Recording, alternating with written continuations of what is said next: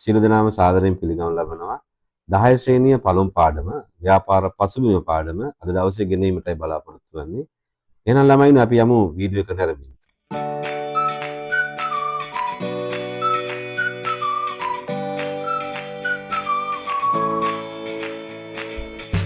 ඉතින් පුතේ පළවෙනි පාඩම තමයි ව්‍යාපාර පසුබිම පාඩම. මේ ව්‍යාපාර පසුබිම පාඩමේ ඔයගොල්ලෝ ටෙක්ස්ට් බුක් එකේ බලන්න ඒකත් එක්කම මගේ පාඩමත් එක්ක සම්බන්ධ වෙන්න. ඒකට ඔයගොල්ලෝ ලේසි මේ පාඩම තේරුම් ගන්න. ඉතින් මේකේ ඔයගොල්ලෝගේ පළවෙනි පිටුවේ තියෙන පුතේ ඔයගොල්ලෝ දක්වන ඇති විවිධ කර්මාන්තර තියෙනවා. විවිධ ව්‍යාපාර රාශියක් තියෙනවා මේ පළවෙනි පිටුවේ. ඉතින් මේකෙන් පොඩි අදහසක් එනවා අපිට අපි ජීවත් වීමේදී පුතේ අපිට විවිධ අවශ්‍යතා හා උවමනා ඇති වෙනවා. මේ අවශ්‍යතා උවමනා අපි සපුරගන්නේ විවිධ ව්‍යාපාර වලින් කියලා අදහසක් අපිට ලැබෙනවා. ඊට පස්සේ අපි යනවා මේ පාඩමෙන් සාකච්ඡා කිරීමට බලාපොරොත්තු වෙන මූලික කරුණු කිහිපය පිළිබඳ දැන ගැනීමට විශේෂයෙන්ම මේ පාඩමේ ව්‍යාපාර පිළිබඳ මූලික පදනම අපි සාකච්ඡා කිරීම බලාපොරොත්තු වෙනවා. යටතේ පුතේ ව්‍යාපාරයේ කියන සංකල්පයේ බිහිවුනේ කොහොමද? ව්‍යාපාරවල මූලික අරමුණු මොනවද? උපාරමුණු මොනවද? ඒ වගේම තමයි මිනිස්සු තමන්ගේ අවශ්‍යතාව වුණා ඉටු කරගන්නේ කොහොමද? අවශ්‍යතා හා වුණා කියන සංකල්ප මොනවද? ඒ වගේම ව්‍යාපාරවල ස්වභාවය අනුව ව්යාපාර වර්ග කිරීම සහ නිෂ්පාදන සාධක කියන කොටස පළවෙනි මාතෘකාවෙන් ආවරණය වෙනවා. ඊළඟට පුතේ මේ ව්‍යාපාර කෙරෙහි ඇල්මක් දක්වන පාර්ශ්ව අපි මේ පාඩම කතා කරනවා. ඒ යටතේ ඇල්මැසි පාර්ශ්වවල අරමුණුත් කතා කරනවා. ඉතින් මූලික වශයෙන්ම අපිට මේ පාඩමේ නම් ප්‍රධාන මාතෘකා දෙකක් අතර තමයි සාකච්ඡා කරන්න තියෙන්නේ. ඉතින් මේ ප්‍රධාන මාතෘකා දෙක පිළිබඳ ඔබගේ අවධානය යොමු කරන්න ඕන. එහෙනම් පළවෙනි මාතෘකාව තමයි ව්‍යාපාර පිළිබඳ මූලික පදනම. ඉතින් මේ මූලික පදනම යටතේ අපි කතා කරන්නේ මුලින්ම පුතේ ව්‍යාපාර සංකල්පය පිළිබඳව. මේ ව්‍යාපාර සංකල්පය සාකච්ඡා කරනකොට පුතේ පළමුවෙන්ම අපි මතක තියාගන්න ඕන මේ ව්‍යාපාරයක් කියන්නේ මොකක්ද කියලා. ඉතින් ව්යාපාරයක් කියලා කියන්නේ පුතේ මේ මිනිසුන්ගේ විවිධ අවශ්‍යතා හා උවමනා ඉටු කිරීමට නිෂ්පාදනය හෝ බෙදා හැරීම කටයුත්ත සිදු කරන තත්ත්වයක් තමයි අපි ව්‍යාපාරයක් කියලා කියන්නේ. ඉතින් අතීතයේදී මේ ව්‍යාපාර බිහිවීමේදී පුතේ අපිට පළමුවෙන්ම සාකච්ඡා කරන්න පුළුවන් මිනිස්සු තමන්ගේ එදිනෙදා අවශ්‍යතා ඉටු කරගත්තා. නමුත් ආර්ථිකය සහ ව්‍යාපාරවල වර්ධනය සමග පුතේ මේ ජනගහනය වර්ධනය සමග මිනිස්සුන්ගේ අවශ්‍යතාව වුණා පුළුල් වුණා. ඊට පස්සේ තමයි පුතේ මොකද වුනේ මිනිස්සු තමන්ට වඩාත් පහසුවෙන් කරන්න පුළුවන් කාර්ය තමන් සිදු කරා. මේ තුලින් ඒගොල්ලන්ට විශේෂ ප්‍රාගුණ්‍යයක් ලැබෙනවා. දැන් උදාහරණයක් විදිහට මම මිරිස් වගා කරනවා නම් පුතේ මම මිරිස් වගා කරලා ඒ පිළිබඳව මට විශේෂ නිපුණතාවයක් ලැබෙනවා. ඉතින් මේ පුද්ගලයෙක් එකම කාර්යයක් කිරීමෙන් ඔහු ලබන නිපුණතාවයට කියන අපි විශේෂීකරණය කියලා. ඉතින් මේ විශේෂීකරණය හරහා බිහි වුණා පුතා මේ භාණ්ඩවල අතිරික්තයක් බිහි වුණා. මේ අතිරික්තය මොකද කරේ මේ මිනිස්සු තවත් පුද්ගලයන් අතර හුවමාරු කරගත්ත තමන්ගේ අනිකුත් අවශ්‍යතා සපුරා ගැනීමට. ඉතින් මේ කාලේට අපි කියනවා භාණ්ඩ හුවමාරු යුගය කියලා. ඉතින් මේකට කෙටියෙන් අපි නමක් කියන මේ භාණ්ඩ හුවමාරු ක්‍රමයට නමක් කියන පුතා මේ බාටර් ක්‍රමය කියලා තමයි කියන්නේ. ඉතින් මේක ඉදිරිහාන ප්‍රශ්න වල ගොඩක් අහලා තිබ්බා මේ බාටර් ක්‍රමය කියලා. එහෙනම් බාටර් ක්‍රමය කියලා කියන්නේ පුතේ භාණ්ඩයකට භාණ්ඩයක් හුවමාරු කිරීම. ඉතින් මෙහිදී අපි මේක ඉදිරියට සාකච්ඡා කරනවා වර්තමාන වෙනකොට පුතේ මේ ව්‍යාපාර සංකල්පය දියුණු වෙලා තියෙනවා. ඉතින් මිනිසාගේ ජීවත් වෙනකොට එයාගේ උපතේ ඉඳන් මරණය දක්වාම මිනිස්සුන්ගේ අවශ්‍යතාව වුණා ඉටු කරන්න පුතේ ව්‍යාපාර. ඉතින් මේ ව්‍යාපාර නොතිබුණා නම් අපි අවශ්‍යතාව ඉටු කරගන්නේ කොහොමද? ඉතින් මිනිස්සුන්ට ව්‍යාපාර නොමැතිව තමන්ගේ අවශ්‍යතාව වුණා ඉටු කරගන්න බැහැ ළම. ඒ නිසා ව්යාපාර විසින් විශාල මෙහෙයක් ඉටු කරන මොකද්ද මේ පුද්ගලයින්ගේ නැත්නම් මිනිසාගේ අවශ්‍යතා හා වුණා ඉටු කරනවා. ඒ නිසා වර්තමානයේදී මේ ව්‍යාපාර විසින් භාණ්ඩ නිෂ්පාදනය කිරීම, බෙදා හැරීම ආදී කාර්යයන් තුලින් මිනිස්සුන්ගේ අවශ්‍යතාව වුණා ඉටු කරනවා. ඒ වගේම තමයි මිනිස්සුන්ගේ අවශ්‍යතාව වුණා සංකීර්ණ වෙලා තියෙනවා අද වෙන විට. ඉතින් සරලවම කියනවා නම් පුතේ ඔයගොල්ලෝ මතක තියාගන්න ඕනේ පාඩමේ පළවෙනි කොටසෙන් ව්‍යාපාරයක් නිර්වචනය කිරීම. ඒ නිසා අපිට ව්‍යාපාරයක් කියන්නේ මොකක්ද කියලා අපිට පැහැදිලිව අඳුර ගන්න පුළුවන්. එහෙනම් මොනවද එහෙනම් ව්‍යාපාරයක් කියන්නේ පුතේ? මිනිස්සුන්ගේ අවශ්‍යතා හා උවමන සපුරාලීමට විවිධ භාණ්ඩ හා සේවා නිෂ්පාදනය, ඒ වගේම සැපහීම ආශ්‍රිත සියලු කටයුතු ලබ කියන ව්‍යාපාර කියලා. ඉතින් ලෝකේ ගත්තාම පුතේ ව්‍යාපාර වර්ග ගොඩක් තියෙනවා. සමහර ව්‍යාපාර ලාභයි පොයන ව්‍යාපාර තියෙනවා. සමහර ඒවා ලාභ නොලබන ව්‍යාපාර තියෙනවා. සමහර ව්‍යාපාර තියෙනවා පෞද්ගලිකාංශ ව්‍යාපාර. සමහර ව්‍යාපාර තියෙනවා රාජ්‍යාංශ ව්‍යාපාර. සමහර ව්‍යාපාර පවත්වන යන පුතේ ඔයගොල්ලෝ දන්නවා ඔය ගමේ තියෙන මරණාධාර සමිති වගේ දේවලුත් ව්‍යාපාර. ඉතින් ඒ වගේ ප්‍රධාන අරමුණු වෙලා තියෙන පුතේ සමාජ සුබ සාධනෙ. ඉතින් මේ වගේ විවිධ ව්‍යාපාර වර්ග දකින්න පුළුවන්. අපි 10 ශ්‍රේණි 3 වෙනි පාඩමේදී මේ සම්බන්ධයෙන් පොතේ දීර්ඝව සාකච්ඡා කරනවා. කොහොමුණත් ඔයගොල්ලෝ මේ පළවෙනි මාතෘකාවේ අපි ව්‍යාපාර සංකල්පය පිළිබඳව අවබෝධ කරගන්න ඕන. ඉතින් ව්‍යාපාර සංකල්පයේදී අපිට පැහැදිලිව දක්වන්නට පුළුවන් ව්‍යාපාරයක් කියලා කියන්නේ එහෙනම් මේ මිනිස්සුන්ගේ අවශ්‍යතාව වුමනා ඉටු කිරීමට භාණ්ඩ හා සේවා නිපදවීම සහ සැපයීම කරන කටයුත්තක් අපි ව්‍යාපාරයක් කියලා සරලව හඳුන්වනවා. ඉතින් අද වෙන විට පුතේ මේ ව්‍යාපාර කටයුතු පුළුල් වෙලා තියෙනවා මේ තොරතුරු හා sannivedana තාක්ෂණයේ දියුණුවත් එක්ක. මේ හින්දා අද වෙන විට පුතේ ලෝකයේ ගත්තාම විවිධ රටවල් වලින් භාණ්ඩ මාර්ගගත ක්‍රමයේ හරහා ඔන්ලයින් ක්‍රමයේ හරහා භාණ්ඩ ගෙන්වගෙන පාරිභෝජනය කරනවා. මේ නිසා අද වෙන විට අපේ මේ භූගෝලීය සීමාවෙන් එහාට ගිහිල්ලා අපි ඔක්කොම එකම වෙළඳපළක් බවට පත් වෙලා තියෙනවා. ඉතින් මේකදී මිනිසා තමන්ගේ අවශ්‍යතා හා වුමනා විද්‍යුත් මාධ්‍ය උපයෝග කරගෙන සපුරාගෙන යෑමෙන් අද ලෝකය එක තැනකට ඇවිල්ලා තියෙනවා. ඒ කියන්නේ අපි ලෝකයේ එකම ව්‍යාපාර වෙළඳපළක් බවට පත් වෙලා තියෙනවා. ඉතින් මේකට අපි කියනවා විශ්ව ගම්මානයක් බවට මේ ලෝකේ පත් වෙලා තියෙනවා කියලා. ඉතින් ගෝලීය කරණයේ හරහා තවත් මේවා ඉදිරියට අපි සාකච්ඡා කරනවා. කොහොම වුණත් නව තාක්ෂණයේ විශේෂයෙන්ම තොරතුරු තාක්ෂණය සහ පුතේ සංවේදන තාක්ෂණය නිසා අද ව්‍යාපාර වේගයෙන් ශීඝ්‍රයෙන් දියුණුවට පත් වෙලා තියෙනවා. ඒ නිසා අද මුළු ලෝකෙම විශ්ව ගම්මානයක් බවට පත් වෙලා තියෙනවා කියලා අපි මේ මාතෘකාවේදී හඳුනගන්නවා. ඊළඟට අපි යන්නේ පුතේ මේ ව්‍යාපාර සංකල්පය හඳුනා ගැනීමේ ඊළඟ මාතෘකාව තමයි පුතේ මේ බිස්නස් ගෝල් කියලා කියන්නේ. ගෝල්ස් කියලා කියන්නේ පුතේ අරමුණු. අරමුණක් කියලා කියන්නේ දැන් ව්‍යාපාරයක් ගත්තොත් එහෙම ව්‍යාපාරයේ අනාගතයේදී යන්න බලාපොරොත්තු වෙන නැත්නම් ඉලක්කය. ඒ නිසා මේ ව්‍යාපාරවල අරමුණු ගත්තාම ප්‍රධාන අරමුණුත් තියෙනවා පුතේ උපාරමුණුත් තියෙනවා. ප්‍රධාන අරමුණු දෙකක් තියෙනවා. එකක් තමයි ලාභ ඉපයීම තමයි ප්‍රධාන පළවෙනි අරමුණ. අනිත් එක තමයි පාරිභෝගික තෘප්තිය ඉහළ නැන්වීම. ඉතින් ඕනම ව්‍යාපාරයක් ඔයගොල්ලෝ දන්නවා බහුල ව්‍යාපාරවල ලාභ ඉපයීම ප්‍රධාන අරමුණක් බවට පත් වෙලා තියෙනවා. ඉතින් තමන් ව්‍යාපාරයට යෙදූ මුදලට පුතේ සරිලන ප්‍රතිලාභයක් ලබා ගැනීම නැත්නම් ලාභ ඉපයීම ව්‍යාපාරවල ප්‍රධාන අරමුණක් බවට පත් වෙලා තියෙනවා. ඊළඟ ප්‍රධාන අරමුණ තමයි පුතේ මේ පාරිභෝගිකයන්ගේ තෘප්තිය ඉහළ නැන්වීම. ඉතින් ඕනම ව්‍යාපාරයක් රඳාපවතින්නේ පුතේ පාරිභෝගිකයාගේ තෘප්තිය ඉහළ නැන්වීම පමණයි. ඉතින් වර්තමානයේ මේකදී අපිට ඉංග්‍රීසියෙන් කියනවා කස්ටමර් ඉස් කින් කියලා. ඉතින් පාරිභෝගිකයාට රජකුට වගේ සැලකුවොත් තමයිලු ව්‍යාපාර සාර්ථක වෙන්නේ. ඉතින් පාරිභෝගික තෘප්තිමත් වුණොත් තමයි පුතේ භාණ්ඩ සේවා පාරිභෝජනය කරන්නේ. නිසා ව්‍යාපාරවල දෙවන ප්‍රධාන අරමුණ තමයි පුතේ මෙන්න මේ පාරිභෝගික තෘප්තිය ඉහළ නැන්වීම. ඉතින් මීට අමතරව පුතේ උපාරමුණු තුනක් තියෙනවා. මේ උපාරමුණු තුන තමයි මේ භාණ්ඩ හා සේවාවල ගුණත්වය ඉහළ නැන්වීම, රැකියා උත්පාදනය සහ සේවක සුබ සාධනය. ඉතින් මේ සම්බන්ධයෙන් සාකච්ඡා කරනකොට මේ භාණ්ඩ හා සේවාවල ගුණත්වය ඉහළ නැන්වීම කියලා කියන්නේ පාරිභෝගිකයාට අවශ්‍ය භාණ්ඩ උමනා පරිදි නිසි පරිදි ඔවුන්ට මිලදී ගත හැකි මිලකට සැපයීම සහ ඒ ලබා දෙන භාණ්ඩ ඉතාමත් ගුණත් දෙකින් යුතු වෙන්න ඕන. ඉතින් ගුණත්වයෙන් යුතු භාණ්ඩ පාරිභෝජනය කිරීමේදී පාරිභෝගිකයාගේ තෘප්තියක පැත්තෙන් ඉහළ යනවා සහ ඔහු භාණ්ඩ හා සේවා පාරිභෝජනය කිරීමට පෙළඹෙනවා. දෙවෙනි කාරණාව තමයි දෙවෙනි උපාරමුණ තමයි පුතේ රැකියා උත්පාදනය.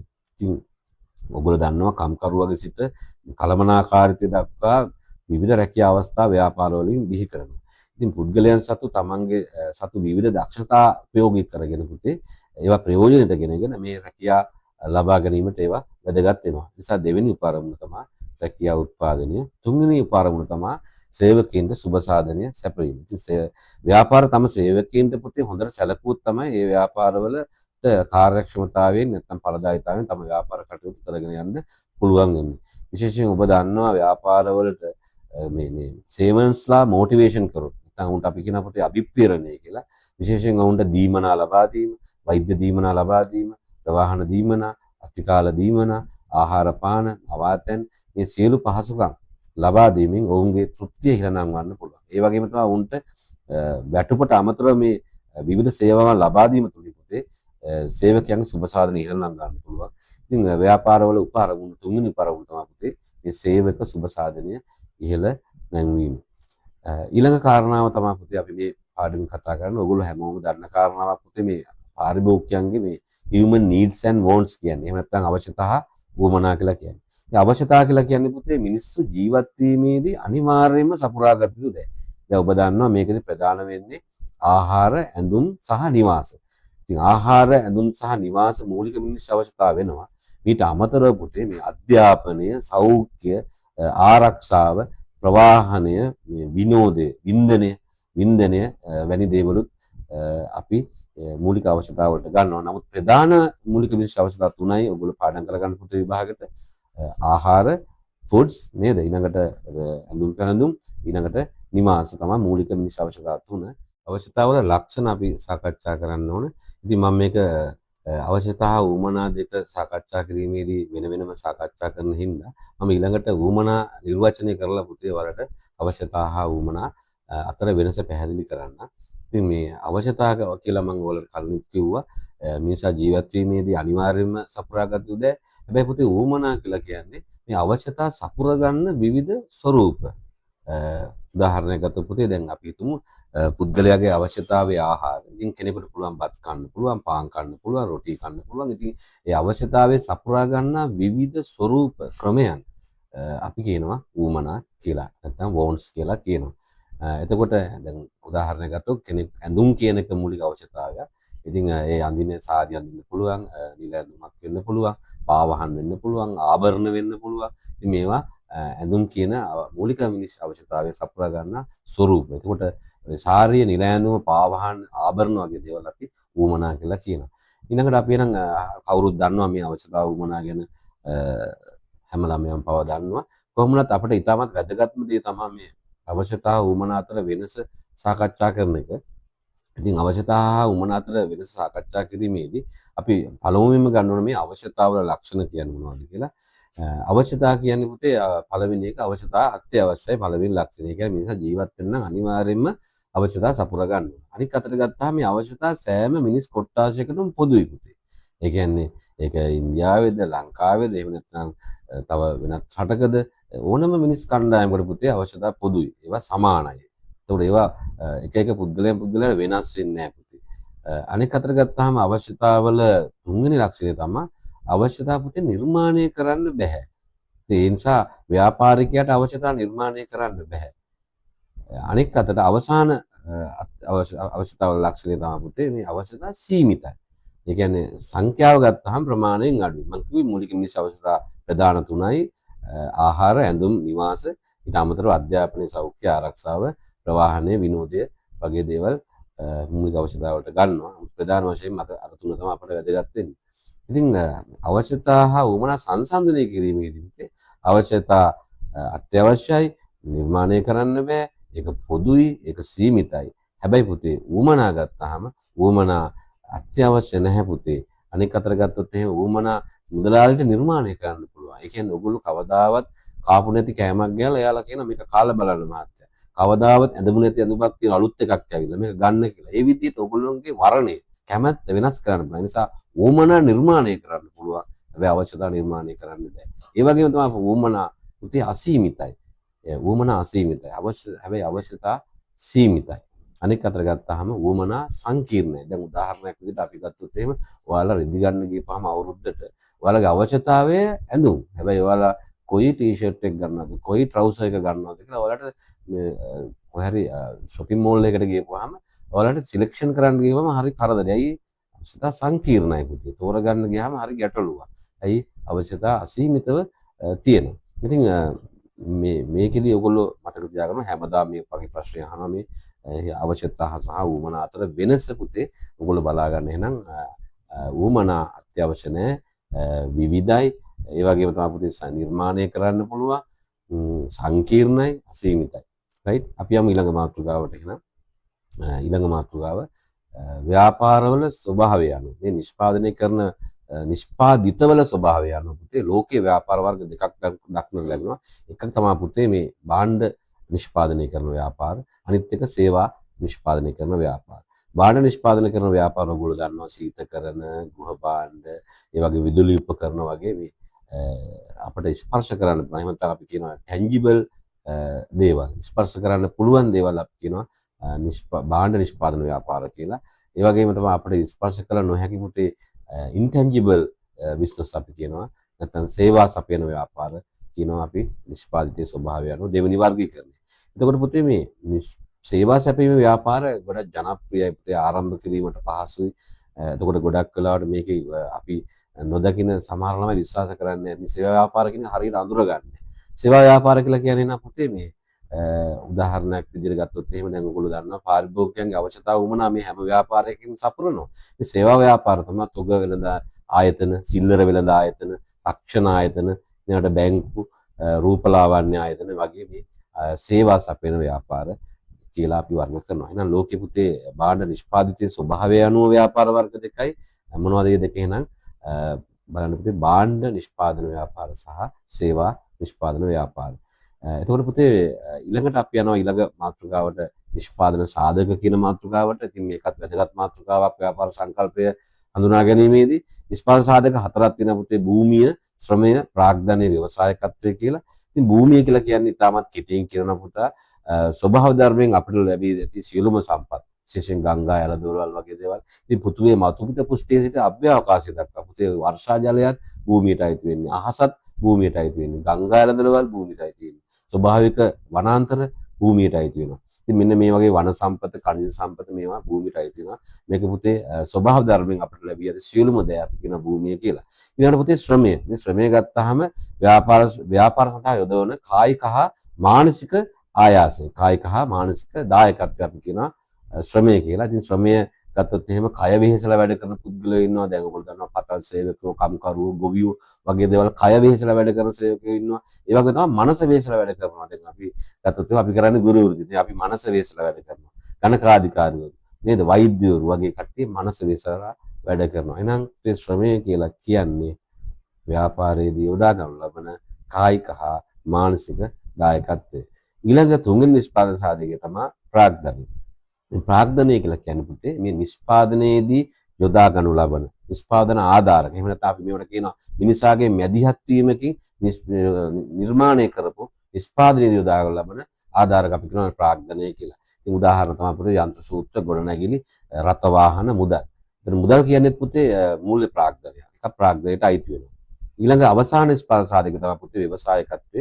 ව්‍යවසායකත්වය කියලා කියන්නේ පුතේ ඔය කියපු නිෂ්පාදන සාධක භූමිය, ශ්‍රමය, ප්‍රාග්ධනීය වගේ නිෂ්පාදන සාධක ඒකරාශි කරලා පුතේ නිෂ්පාදන කටයුත්ත සංවිධානය කරලා නිෂ්පාදන කටයුත්ත මෙහෙවන පුද්ගලයාට අපි කියන ව්‍යවසායකයා කියලා. මේ ව්‍යවසායකත්වයේ ලක්ෂණ දෙකක් තියෙනවා පුතේ. මේ ලක්ෂණ දෙක තමයි මේ අවදානම් දැරීම සහ නවෝත්පාදනය. ඒ කියන්නේ අලුත් දේවල් හොයාගන්න පුතේ ව්‍යවසායකයා. ඒ වගේම තමයි අවදානම් දරන්නේ ව්‍යවසායකයා. ඒ නිසා ව්‍යාපාරයේ ලාභය වගේ දේවල් අයිති වෙන්නේ ව්‍යවසායකයාට. ව්‍යවසායකත්වය කියලා කෙටියෙන්ම කියනවා නිෂ්පාදන සාධක ඒකරාශි කරලා නිෂ්පාදන කටයුත්ත සංවිධානය කරලා නිෂ්පාදන කටයුත්ත මෙහෙවන පුද්ගලයාට අපි කියනවා ව්‍යවසායකයා කියලා. ඉතින් ඔය එහෙනම් මේ මාතෘකාවට තියෙන මේ නිෂ්පාදන සාධක හතර පුතේ භූමිය, ශ්‍රමය, ප්‍රාග්ධනය, ව්‍යවසායකත්වය හොඳින් බලා ගන්න. ඔබට එය ඉතාමත් වැදගත් වෙයි මේ පළවෙනි පාඩමේදී. ඉතින් අපි අවසාන මාතෘකාවට යන්න පුතේ ඇල්මැති පාර්ශව කියන මාතෘකාවට අපි මේක කියනවා ස්ටේක් හෝල්ඩර්ස්ලා. මේ බිස්නස් එකට ආදරය කරන මිනිස්සු පුතේ බිස්නස් එකට ඇල්මක් දක්වන මිනිස්සුන්ට කියනවා අපි ස්ටේක් හෝල්ඩර්ස්ලා කියලා. ඉතින් මේ ව්‍යාපාරයේ ඇල්මැති පාර්ශව කිහිපයක් ඉන්නවා. ඔබට පේනවා ඇති පෙළ පුතේ මේක සඳහන් කරලා තියෙනවා චිත්‍රයක් මාර්ගෙන් අනාගත ආයෝජකයෝ, අයිතිකරුවෝ, කළමනාකරුවෝ, සේවකයෝ, ගනුදෙනුකරුවෝ, සැපයුම්කරුවෝ, එතකොට තරගකරුවෝ, මුල්‍ය ආයතන, සේවකයෝ, රජය සහ ප්‍රජාව. ඉතින් මේ සෑම කෙනෙක්ම ව්‍යාපාරයකට ඇල්මක් දක්වනවා. ඉතින් මේ සෑම කෙනෙක්ම මේ ස්ටේක් හෝල්ඩර්ස්ලා පුතේ ඇල්මක් දක්වන්න හේතු තියෙනවා. අපි බලමු හේතු මොනවද කියලා. ඉතින් පළවෙනි කට්ටිය අයිතිකරුවෝ කියලා කියන්නේ පුතේ ව්‍යාපාරයට මේ මුදල් ආයෝජනය කරන අය නැත්නම් සම්පත් යොදන පුද්ගලෝ අයිතිකරුවෝ. ඉතින් මේගොල්ලෝ තනියෙන් වශයෙන් උත් ව්‍යාපාර පටන් ගන්නවා පුතේ කණ්ඩායම් වශයෙන් උත් පටන් ගන්නවා. ඒගොල්ලෝ පේනවා ඇති අයිතිකරුවෝ නිර්වාචනය කරන්න ගිහම ඔයගොල්ලෝට නිර්වාචනය එක තියෙනවා. අනික අත ගත්තාම කළමනාකරුවෝ කියලා කියන්නේ පුතේ අයිතිකරුවෝ ගනු ලබන තීරණ ක්‍රියාත්මක කරන පුද්ගලෝ. සමහර ව්‍යාපාරවල අයිතිකරුවෝ කළමනාකරුවෝ අඳුර ගන්න බෑ සමහර වෙලාවට. නමුත් අයිතිකරුවෝ කළමනාකරුවෝ කියන්නේ දෙන්නෙක් පුතේ. ඉතින් අයිතිකරුවා ලාභ ලබන්නේ. ඒතකොට කළමනාකරුවා මොනවද ලබන්නේ? කළමනාකරුවා අයිතිකාරයාගේ සේවකයෙක්. ඒ නිසා එයා ලබන්නේ වැටුප් පුතේ. ඉතින් අයිතිකරුවෝ ගනු ලබන තීරණ ක්‍රියාත්මක කරන පුද්ගලයෝ තමයි අපි කියන්නේ කළමනාකරුවෝ කියලා. මේ කළමනාකරුවෝ වර්ග ගොඩක් ඉන්නවා පුතේ. මූල්‍ය කළමනාකරුවෝ අපි කියනවා finance manager, marketing manager, production manager, human resource manager, මානව සම්පත් කළමනාකරුවෝ, අලෙවි කළමනාකරුවෝ, මූල්‍ය කළමනාකරුවෝ කියලා කළමනාකරුවෝ රාශියක් ඉන්නවා. කළමනාකරුවෝ සිතයක් තියෙනවා. මේ කළමනාකරුවෝ ගොඩක් ඉන්නවා ව්‍යාපාරේ. ඔවුන්ගේ ප්‍රධාන කාර්යය තමයි පුතේ අයිතිකරුවෝ ගනු ලබන තීරණ ක්‍රියාත්මක කිරීම, ව්‍යාපාරයේ වර්ධනයට සැලසුම් සකස් කිරීම වගේ දේවල් කළමනාකරුවෝ කරනවා. ගණදෙනුකරුවෝ කියලා කියන්නේ ව්‍යාපාරයේ භාණ්ඩ සේවා පරිභෝජනය කරන පුද්ගලයෝ. ඉතින් ඒගොල්ලෝගේ ප්‍රධාන අරමුණ තමයි උසස් ගුණත්වයෙන් යුතු භාණ්ඩයක් හෝ සේවා පරිභෝජනය කිරීම. ඉතින් සමහර වෙලාවට වුන් නැවත විකිණීමටත් භාණ්ඩ සේවා ගන්න වෙලාවල් තියෙනවා. කොහොමද ගණදෙනුකරුවෝ කියලා කියන්නේ ව්‍යාපාරයේ භාණ්ඩ සේවා පාරිභෝජනය කරන පුද්ගලයෝ. ඊළඟට අපි යනවා සැපයුම්කරු. සැපයුම්කරු කියලා කියන්නේ ව්‍යාපාරයේ විවිධ දේ සපයන පුද්ගලයෝ. සමහරවිට භාණ්ඩ වෙන්න පුළුවන්, ප්‍රවාහන පාසුකමක් වෙන්න පුළුවන්, විදුලිය සපයන්න පුළුවන්. මේ සියල්ල අපි කියනවා සැපයුම්කරු. අපි සප්ලයර්ස්ලා කියලා කියන්නේ. මේගොල්ලෝ ඇල්මැති පාර්ශවයක් පුතේ ව්‍යාපාර වලට. ඊළඟ ඇල්මැති පාර්ශව තමයි පුතේ කම්පිටිටර්ස්ලා. එහෙම නැත්නම් අපි කියනවා තරගකරුවෝ කියලා. ඉතින් අපේ ව්‍යාපාරයට සමාන භාණ්ඩ නිෂ්පාදනය කරන සහ අලෙවි කරන පුද්ගලයෝ තමයි අපි කම්පිටිටර්ස්ලා නැත්නම් තරගකරුවෝ කියලා කියන්නේ. මේගොල්ලෝ ව්‍යාපාරයට ඇල්මක් දක්වනවා. ඊළඟ කට්ටිය තමයි පුතේ තරගකරුවට පස්සේ එන්නේ මූල්‍ය ආයතන. මේ මූල්‍ය ආයතන කියලා කියන්නේ ව්‍යාපාර සඳහා ණය දෙනවා. ඒ වගේම තමයි උපදේශන සේවා සපයනවා. ඉතින් මේගොල්ලෝ ව්‍යාපාරයට ඇල්මක් දක්වනවා. දැන් ඔයගොල්ලෝ දන්නවනේ ලීසින් පහසුකම්, කල්බදු පහසුකම් ලබා දෙනවා වාහන ගන්න. දැන් උදාහරණ LOLC එක කොමර්ෂල් ක්‍රෙඩිට් එක වගේ වැනි ආයතන අපිට ගන්න පුළුවන් මූල්‍ය ආයතන විදියට. ඊට අමතරව පුතේ ඊළඟ ඇල්මැති පාර්ශ්ව වැදගත්ම කටයුතු තමයි සේවකයෝ. සේවකයෝ කියලා කියන්නේ විවිධ කාර්යයන් ඉටු කරන පුද්ගලයෝ ව්‍යාපාරවල. ඊළඟට ඉන්නවා රජය. රජය කියලා කියන්නේ පුතේ රටක දියුණුවට ආර්ථික ප්‍රතිපත්ති සම්පාදනය කරන පුද්ගලයෝ රජය කියලා කියන්නේ. අනිත් කටේ තමයි ප්‍රජාව. ඉතින් ප්‍රජාව කියලා කියන්නේ පුතේ ව්‍යාපාරයේ පිටින් ඉන්න අතවට වටපිටාවේ ජීවත් වෙන පුද්ගලයෝ. ඉතින් ගොඩක් වෙලාවට පරිසරවේදීන්, ජනමාධ්‍යවේදීන් මේක සැලකෙනවා. අනෙක් අතට ගත්තොත් එහෙනම් මේ ෆියුචර් ඉන්වෙස්ටර්ස්ලා එහෙම නැත්නම් අනාගත ආයෝජකයෝ.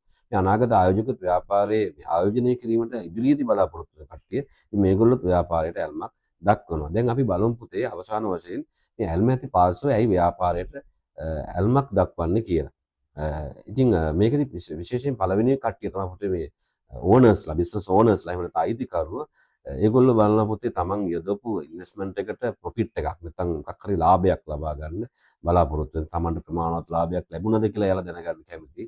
අනෙක් අතට පුතේ ව්‍යාපාරයේ අනාගත වර්ධනය පිළිබඳ මේගොල්ලෝ බලාගෙන ඉන්නවා. තමන්ගේ යෙදූ මුදලේ සුරක්ෂිතතාවය බලාගෙන ඉන්නවා.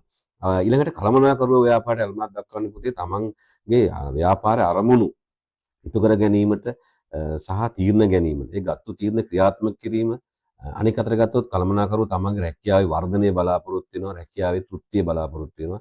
ඒ හින්දා ඒගොල්ලෝ ව්‍යාපාරයට ඇල්මක් දක්වනවා මේ කළමනාකරුවෝ. ඊළඟට සේවකයෝ පුතේ සේවකයෝ ගොඩක් වෙලාවට බලන්නේ තමන්ගේ ජොබ් එක රැක ගන්න නැත්නම් තමන්ගේ ජොබ් එකේ ස්ථිරතාවය රැක ගන්න. ජොබ් එක මගේ ස්ථිර වෙයිද? මට සාධාරණව වැටුපක් ලැබෙයිද කියන එයා බලාගෙන ඉන්නවා. ඒ නිසා වැටුප් ලබන එයාට ඉහළ වැටුපක් ලැබුණොත් එයා තෘප්තිමත් වෙනවා. ඉතින් ඒ නිසා එයා ඇල්මක් දක්වනවා. ඉතින් ගණදෙනුකරුවෝ තමයි වැදගත්ම ඇල්මැති පාර්ශවය පුතේ. ඉතින් ඒගොල්ලෝ නිෂ්පාදිත සාධාරණ මිලකට ලබා ගන්න බලාපොරොත්තු වෙනවා. ඒ වගේම ඒ ගෙවන මිලට ගුණත්වයෙන් යුතු භාණ්ඩ ලබා ගැනීමට පරිභෝජනය කිරීමට බලාපොරොත්තු වෙන මිලදී ගන්න බලාපොරොත්තු වෙනවා. සැපයුම්කරුවෝ පුතේ අඛණ්ඩව ඇණවුම් ලබා දෙන්න තමයි ඒගොල්ලෝ බලන්නේ. ඒ වගේම තමයි දුන්නු ඇණවුම් වලට පුතේ මුදල් නිවැරදිව ලබා ගැනීම. නිසි පරිදි මුදල් ටික එකතු කරගන්න ඒගොල්ලෝ ඇල්මක් දක්වනවා. අනෙක් අතට මූල්‍ය ආයතන මම කලින් කිව්වා වගේ ණය සහ දෙන ලද ණය අය කරගන්න ඒගොල්ලෝ බලාපොරොත්තු වෙනවා. තවදුරටත් මම ණය ලබා දෙනවද මේ ව්‍යාපාරයට? අන්න ඒ නිසා ව්‍යාපාරය පිළිබඳ උනන්දුවෙන් ඇල්මක් දක්වනවා. රජයේ පුතේ ඉතින් ඔයගොල්ලෝ දන්නවා රජය අත්‍යවශ්‍ය සේවා පවත්වා ගැනීමට පුතේ බදු අය කරනවා. මේ බදු අය කරන්නේ ව්‍යාපාරවලින්. ඒ නිසා රජයේ ව්‍යාපාරවල ඇල්මක් දක්වන්නේ බදු අය කරගන්න. අනෙක් අතට පුතේ රජයේ විසින් තමයි පුරවැසියට රැකියාව දෙන්න ඕන. නමුත් ඒ කාර්ය ඉටු කරන්නේ ව්‍යාපාර. නිසා ව්‍යාපාර රැකගන්න ඇල්මක් දක්වන ව්‍යාපාරයට ආදරයක් කරනවා. ඒ රජය කරන්න ඕන රැකියාව දෙන වැඩේ ව්‍යාපාර කරන හින්දා. අනික් අතට ගත්තොත් එහෙම රටේ දළ ජාතික නිෂ්පාදිත දායක වෙන්නේ පුතේ ව්‍යාපාර. ඉතින් ව්‍යාපාර රැකගත්තොත් දළ ජාතික නිෂ්පාදිතය වැඩි කරගන්න පුළුවන්. ඒ හින්දා රජය ඇල්මක් දක්වනවා. රජයේ ඇල්මක් දැක්වීමට ප්‍රධාන කාරණා තුනක් තියෙනවා. තමයි බදු ආදායම ලබා ගැනීම. අනිත් එක තමයි රැකියාව ලබා දීමට මහ ජනතාවට. අනිත් පැත්තෙන් ගත්තොත් ජාතික නිෂ්පාදනයට දායක වීම. ඊළඟ කට්ටිය තමයි තරංකරුවෝ බලන්නේ තමන්ගේ භාණ්ඩය මිල තීරණය කරනකොට එයා බලනවා එයා මොකද අපිට සමාන භාණ්ඩ නිෂ්පාදනය කරන්නේ. ඉතින් අපි විකුණන මිල එයාට හරි වැදගත්. ඒ නිසා අපේ මිල පිළිබඳ එයා නිතරම නිරන්තරයෙන් අවදියෙන් ඉන්නේ. අනෙක් පැත්තෙන් ගත්තාම එයා තරංගයකට මුහුණ දෙනවා. මොකද අපි විකුණන භාණ්ඩම එයා විකුණනවනේ. ඒ නිසා පාරිභෝගිකයෝ එයා ගාවට ගෙනව ගන්න සහ අපි ගාවට පාරිභෝගිකයෝ යන්නේ මොකද කියලා එයා අවධානයෙන් ඉන්නේ. නිසා එයා විතර අපේ ව්‍යාපාරය පිළිබඳ උනන්දුවක් දක්වනවා. ඒක හොයා බලන්න උත්සාහ කරනවා තරඟකරුවෝ. ඊළඟ කට්ටිය තමයි ප්‍රජාව පුතේ. ප්‍රජාව ඉතින් බලනවා හැම වෙලෙම අපේ ව්‍යාපාරින් හින්දා පරිසරයට හානියක් වෙනවද? ඒ වගේම ව්‍යාපාර කොච්චරක් අපේ මහ ජනතාවගේ නැත්නම් ප්‍රජාව වෙනුවෙන් සුබ සාධන පහසුකම් සපයනවද? මෙන්න මේ කාරණා නිසා දැන් ඔයගොල්ලෝ අහලා තියෙන ලොකු ව්‍යාපාරිකෝ ගිහිල්ලා ආධාර දෙනවා. සමිති වලට උදව් කරනවා. ප්‍රජාවට උදව් කරනවා. දරුවන්ට ශිෂ්‍යත්ව දෙනවා. මෙන්න මේ වගේ ප්‍රජා වැඩසටහන් ක්‍රියාත්මක කරනවා හින්දා ව්‍යාපාර වලට ප්‍රජාව ඇල්මක් දක්වනවා. ඊළඟ කට්ටිය තමයි අනාගත ආයෝජක පුතේ. අනාගත ආයෝජක බලන්නේ ආයෝජනයේ ඉදිරියේදී මම කරනවාද මේ ව්‍යාපාරේ. මේ ව්‍යාපාරේ හොඳට යනවාද? එහෙනම් මගේ මුදල් ඉදිරියේදී ආයෝජනය කරන්න සුදුසු ව්‍යාපාරයක්ද කියලා එයාලට දැනගන්න අවශ්‍යයි. ඒ නිසා එයාලා ව්‍යාපාර පිළිබඳ උනන්දුවක් දක්වනවා. ඉතින් අවසාන වශයෙන් පුතේ මේ පාඩමේ මේ ඇල්මැති පාර්ශ්ව පාඩමේ අයිතිකරුවන්ගෙනුත් දැන් අයිතිකරුවෝ යම් යම් දේවල් ව්‍යාපාරයෙන් බලාපොරොත්තු වෙනවනේ. ව්‍යාපාරත් පුතේ බලාපොරොත්තු වෙනවා මේ ඇල්මැති පාර්ශ්ව වලින් යම් යම් දේවල්. විශේෂයෙන් ව්‍යාපාරයට පණ නැහැ. අපි මෙතනදී හිතන්න ඕන ව්‍යාපාරයට පණ තියනවා කියලා. දැන් ඇල්මැති පාර්ශ්ව ව්‍යාපාර වලින් යම්කිසි අරමුණු බලාපොරොත්තු වෙනවා ඉටු කරගන්න. ඒ වගේම ව්‍යාපාරය කියන මිනිහට ව්‍යාපාරය කියන පණ නැහැ කියලා හිතන්නවා මේ මාතෘකාවේ ඒවා හිතන්න පණ තියනවා කියලා. ව්‍යාපාරත් බලාපොරොත්තු වෙනවා පුතේ ඇල්මැති පාර්ශ්ව වලින් විවිධ පහසුකම් ලබා ගැනීම. විශේෂයෙන් අයිතිකරුවන්ගෙන් ව්‍යාපාර බලාපොරොත්තු වෙන්නේ පුතේ මොකද්ද? ප්‍රමාණවත් ප්‍රාග්ධන දායකත්වයක් මට ලබා දෙයි. මගේ ව්‍යාපාරය පිළිබඳ උනන්දුවෙන් හොයලා බලයිද වැඩ කරයිද ව්‍යාපාර කටයුතු සුපරීක්ෂණය කරයිද කියලා ව්‍යාපාර බලාපොරොත්තු වෙන පුතේ අයිතිකරුවන්. හොඳට තේරුම් ගන්න ව්‍යාපාර බලාපොරොත්තු වෙන කාගෙන්ද මේ ඇල්මැති පාර්ශ්ව වලින් විවිධ දේවල්. ඒකෙදි පළවෙනි කට්ටිය තමයි අයිතිකරුවෝ. අනිත් කට්ටිය තමයි කළමනාකරුවෝ. කළමනාකරුවෝගෙන් ව්යාපාර බලාපොරොත්තු වෙන්න හොඳට සැලසුම් කරයි මගේ ව්‍යාපාර කටයුත්ත. අවශ්‍ය වේලාවෙදී නිවැරදි තීරණ ගනී කියලා ව්යාපාර කළමනාකරුවන්ගෙන් බලාපොරොත්තු වෙනවා. ඒ වගේම තමයි සේවකයෝ මගේ ව්‍යාපාරේ පවරපු කාර්යයන් නිසි පරිදි ඉටු කරයිද? ඒගොල්ලෝ සේවකයෝ ශ්‍රමය තමන්ගේ ඵලදායීව මගේ ව්‍යාපාරයට යොදවා ගනීද කියලා ව්යාපාරේ බලාපොරොත්තු වෙනවා. එහෙනම් ඵලදායීව ශ්‍රමය සේවකයෝ යොදවයිද කියලා. ඊළඟට සැපයුම් කරුවෝ අනිවාර්යයෙන්ම පුතේ ව්‍යාපාරයක් අඛණ්ඩව කන්ටිනියු කරගන්න යන සප්ලයිස්ලා ඉතාමත් වැදගත් පුතේ. ඒකට හේතුව තමයි නිසි පරිදි නිසි වේලාවට අඛණ්ඩව සැපයුම් ටික ලබා නොදුන්නොත් ඒ ව්‍යාපාරයේ බිඳ වැටෙන්න පුළුවන්. ඒ නිසා ව්යාපාර බලාපොරොත්තු වෙන කලට වේලාවට විශේෂයෙන් භාණ්ඩ නිෂ්පාදනය කරන ව්යාපාරයන් පුතේ කලට වේලාවට අමුද්‍රව්‍ය ටික ලබා ගන්න. අනෙක් ගත්තොත් එහෙනම් ලබා දෙන අමුද්‍රව්‍ය ගුණාත්මක භාවයෙන් යුතු භාණ්ඩ හා සේවා හෝ අමුද්‍රව්‍ය ලබා දෙයි කියලා සැපයුම් කරුවන්ගේ ව්‍යාපාර බලාපොරොත්තු වෙනවා. ඉතින් අවසාන වශයෙන් රජයෙන් ව්‍යාපාර බලාපොරොත්තු වෙන්නේ පුතේ රජයේ විවිධ දිරිගැන්වීම් ලබා දී බදු සහන, බදු විරාම, ඒ වගේම ව්‍යාපාරවල ඉඩම් වල අයිතිය තහවුරු කරලා දෙයි. මෙන්න මේ වගේ විවිධ දිරිගැන්වීම් ලබා දෙයි කියලා බලාපොරොත්තු වෙනවා රජය. ඉතින් මේවා රජයෙන් බලාපොරොත්තු වෙනවා ව්‍යාපාර විසින්. ඉතින් මේ පාඩමේ මූලික වශයෙන් පුතේ සාකච්ඡා කිරීමට තියෙන එපමණයි. අපි නැවත මතක් කරොත් එහෙම ව්‍යාපාර සංකල්පය කතා කරා. එතකොට ව්‍යාපාරවල අරමුණු කතා කරා. ව්‍යාපාරවල නිෂ්පාදිත ස්වභාවය අනුව ව්යාපාර වර්ග කරා. නිෂ්පාදන සාධක භූමිය ශ්‍රමය ප්‍රාග්ධන ව්‍යවසායකත්වය කතා කරා. අනෙක් අතට අපි කතා කරා ඇල්මැති පාර්ශ්ව අවසානයේ. ඉතින් ඇල්මැති පාර්ශ්ව කියලා කියන්නේ කවුද කියලා සාකච්ඡා කරා. ඇල්මැති පාර්ශ්ව වලින් ව්‍යාපාර බලාපොරොත්තු වෙන අරමුණු සාකච්ඡා කරා. ඒ වගේම ව්‍යාපාර විසින් ඇල්මැති පාර්ශ්ව වලින් බලාපොරොත්තු වෙන අරමුණු සාකච්ඡා කරා. ඊටමත් කෙටියෙන් මම පැහැදිලි කිරීමක් කරේ පුතේ මෙන්න මේ විදිහට පොයින්ට් වශයෙන් මේ පාඩම ඔයගොල්ලෝ සාකච්ඡා කරන්න. ආදරණීය දූ දරුවන්ට සුබ දවසක් ප්‍රාර්ථනා කරනවා. බොහොමත්ම ස්තුතියි.